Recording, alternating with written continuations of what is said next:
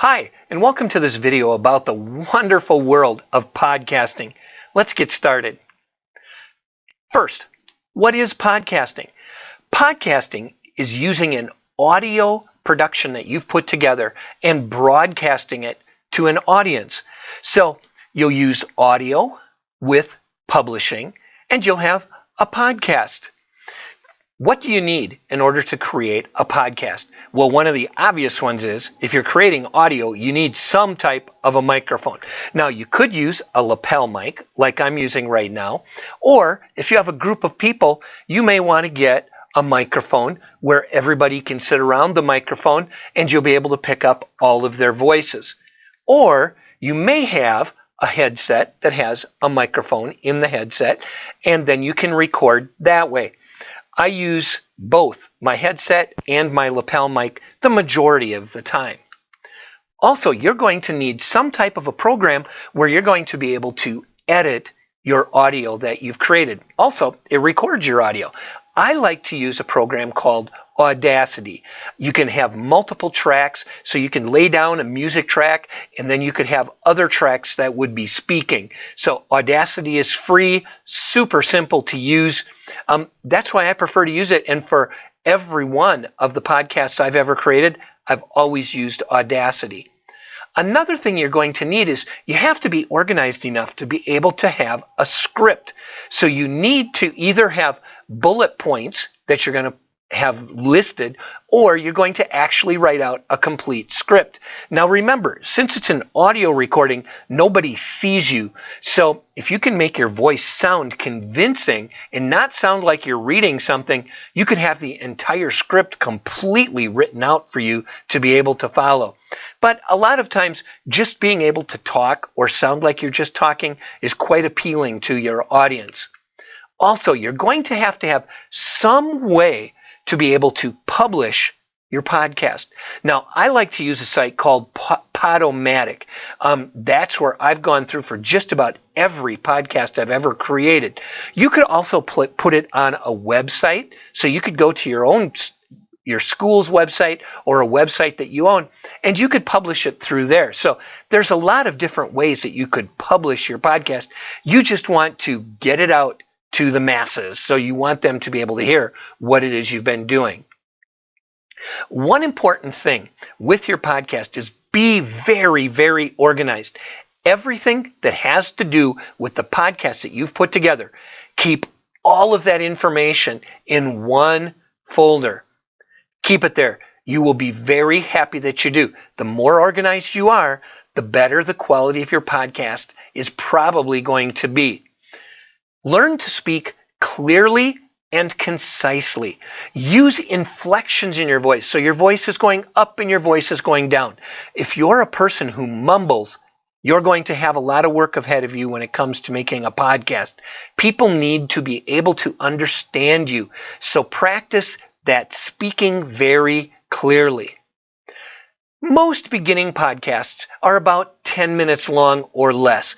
Don't go for more than 10 minutes until you're really confident in what you're doing and people are interested in what you have to share. There's nothing worse than just hearing a podcast that will go on and on and on about one topic for 20 minutes. You're going to tune your audience out and they're not going to want to listen to you. Start with a really good introduction. You want to be able to state to everybody what it is you're doing in your podcast. It never hurts to have maybe a little music as part of the introduction. Now, you can get a lot of music that's free and royalty free, so you're not going to be breaking any copyright laws. If your school, if you happen to be a student in a school or you're a teacher, has an AEA, an area education agency, or some type of an educational agency, they may subscribe to SoundsAbound. SoundsAbound is a fantastic resource for royalty-free music. Also, maybe you have YouTube audio library available to you. If you own a Gmail account, a Google account, you are part of the YouTube universe out there. And you can just do a search for the YouTube audio library. There's a lot of really great royalty-free clips included in YouTube. Just make sure you do read the terms and conditions with that. Also, another great site and service is called Audionautics. Check that out. Most people have never heard of them, but there's some really good quality audio music clips in there. You also have to be concerned about how are you going to end your podcast. You don't want to just be going along and all of a sudden say, okay, that's the end. And then you're done. You don't want to do that to your audience. So come up with some unique way to sign off. It could be, and that's all from Emu High. Thanks for listening. You can have something like that. Just have some kind of a signature ending, and people will remember, and you'll be consistent from week to week. It also pays to maybe come up with a really good logo for your podcast.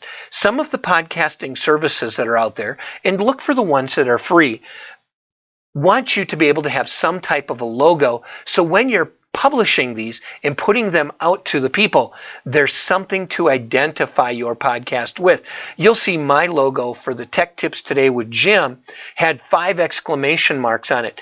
That's because every site that I was reviewing, I would give a 0 out of 5 exclamation marks.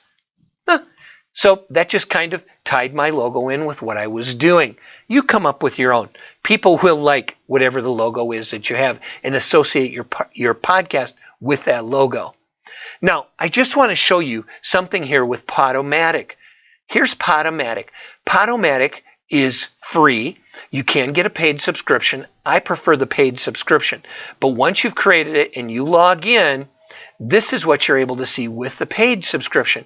You're able to see what your numbers are for your podcast, and you'll see that for about 3 to 4 months, I was number 1 in the K through 12 market. I didn't work for that. It just ended up happening. Also, I was able to see how I did overall with all of the podcasts that were part of the Podomatic universe. And you can see the rankings over on the side. You can see where your subscribers were watching from in the world. I liked it, and it's well worth subscribing to that. I've been a member for quite a few years. I really like Podomatic. You might too.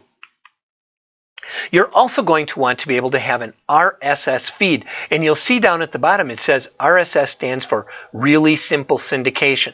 If you have an RSS feed, you're able to put your podcast out there to services like iTunes. And in iTunes, if they accept your podcast, you'll be able to see that in the whole iTunes universe also. And then people can click on your podcast and they can subscribe. So every time you release a new podcast, they know that you've released a new one and they can download it or they can listen to it. It's simple. It doesn't cost anything to do, and it's well worth your time to make sure that you have an RSS feed. Don't forget about promoting your podcast. All you have to do is just have your social networking site that you belong to and just put out there that you have a new podcast available and that people can check it out. People take this for granted and forget that they can do that and kind of brag about themselves a little bit. Well, it's time to say goodbye. I hope that you've been able to kind of put a little bit of information together about getting started with a podcast. Please, if you have any questions, feel free to contact me.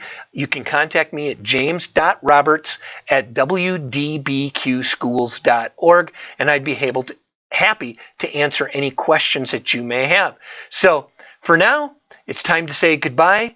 I love that you're interested in being able to start a podcast, and I'll see you in the classroom.